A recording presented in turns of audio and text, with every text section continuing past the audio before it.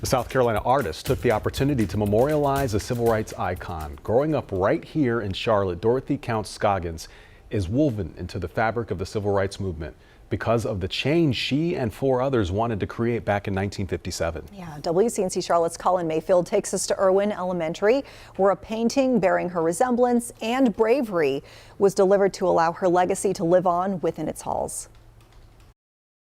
And I was watching James Baldwin, his documentary, and he mentioned Dorothy. And instantly I paused the documentary and I was like, you know what, I gotta do my research on this. Renowned artist Joey Withenarts relates to history with art. But after hearing a name he had never heard before, his inspiration grabbed him. I gotta be in the scene with them. I gotta understand her thought process and what she was going through that day. He reached out to civil rights pioneer Dorothy Counts-Scoggins with the hopes to create a masterpiece. All it took was a phone call. But ironically, we had this conversation in the evening, and then it seems like less than 12 hours later, he sent me a rendition of the painting. And I said, that was quick.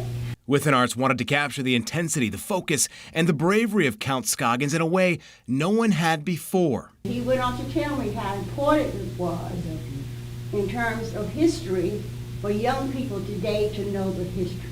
Being one of 4 black students to integrate in Charlotte schools on September 4th, 1957, it was a defining moment for civil rights.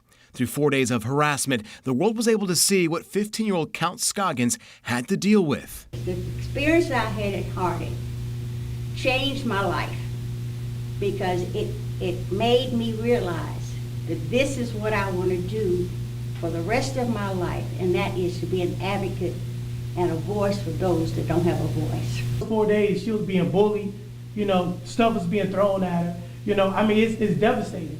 You know what I'm saying? Like, even my generation would never understand what she went through. When Withenarts revealed the painting, it was that moment in history in 1957 where Dorothy, wearing the dress her grandmother made, walked amongst a jeering crowd toward then Harding High. The efforts that were made back in 1957 by 4 of us, that a lot of that now has turned back. She says it was a fight then, and it's still a fight today. If we want to see changes take place, we all have to unify and do it together. Colin Mayfield, WCNC, Charlotte.